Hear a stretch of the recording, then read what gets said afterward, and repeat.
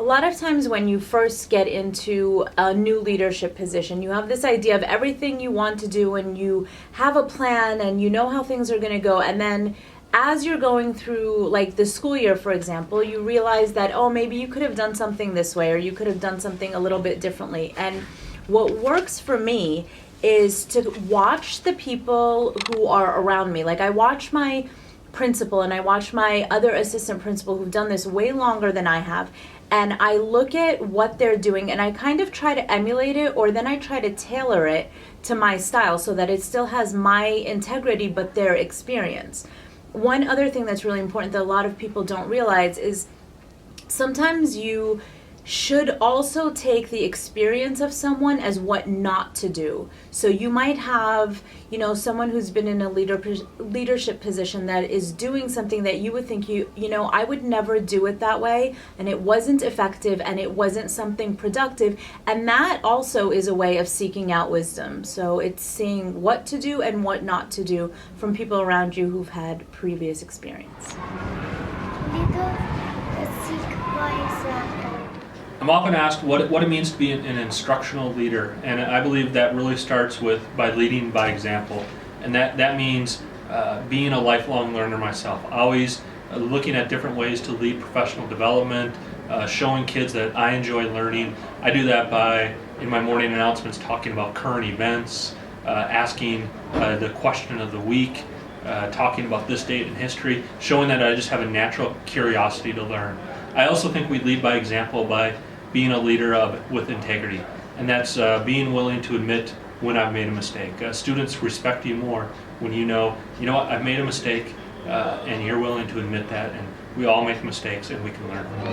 Leaders have a vision with a plan. Okay, a school needs to have a vision with a plan. A school I look at as an intricate working machine with a million moving parts.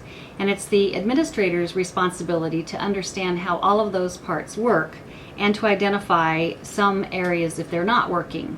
You need to be able to look at your school in what I would call a helicopter view, or the big picture, and figure out if there are things that need to be changed or things that are working well. And then your vision is aligned to that, and the action plan follows the improvements that would meet that.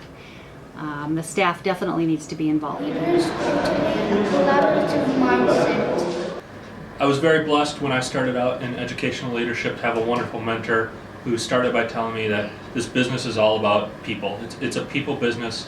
It's about the relationships that you form with your students, with fellow teachers, fellow administrators, parents, people in the community. It's all about forming strong relationships. As an educational leader, I strongly believe in forming teams and working with my staff members to get their input.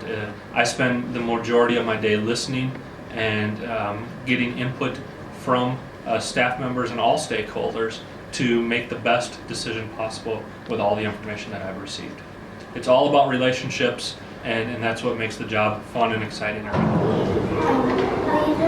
are open, honest, and effective communicators. One really important aspect of having a good and strong leadership team and a good and strong school is to have open, honest, and effective, transparent communication. So a lot of times people in leadership positions tend to have to make decisions and let people know what those decisions are. That's not the best way to actually implement those decisions. The best thing to do is to go to your team with an idea, get their feedback, and then try to build the idea upon not just your philosophy and what your goal is, but also according to their input. And that way there is buy-in, and that way everybody believes the same thing. Because if everybody is not on board with it, it's not going to be as effective as it should. It might be, it might work, but it may not be the best it could have been. And I think one of the things I've really learned is transparency. You can't share every single little minute detail with everybody in your school, but when you're transparent and your communication is open and honest, then I think people will trust you and they will tend to respect you and be more likely to work with you. One of the things I think that struck me is I've been in positions where, someone has come in with this idea of wanting open communication, and then they weren't really able to effectively meet that goal. And so I saw a lot of people get really frustrated and disenchanted, and that actually created a very low productivity, which not just, teachers suffered, but the school suffered and students suffered. And ultimately, if you're not open and honest, then you're not going to have a strong team that's on the same page.